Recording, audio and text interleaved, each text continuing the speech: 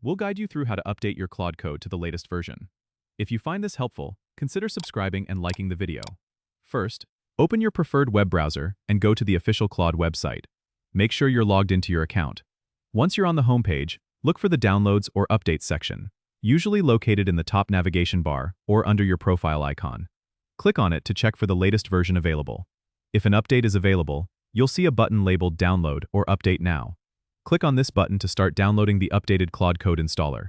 While it downloads, make sure you save any important work and close the current version of Claude Code if it's running.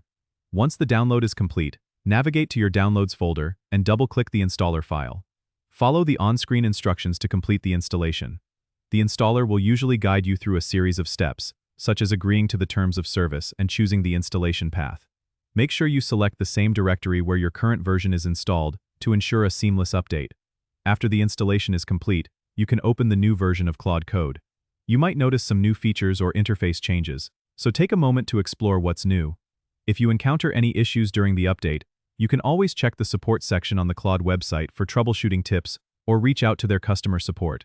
Keeping your Claude Code updated ensures you have all the latest features and security patches, so it's a good habit to regularly check for updates. Don't forget to subscribe and comment if this helped you out.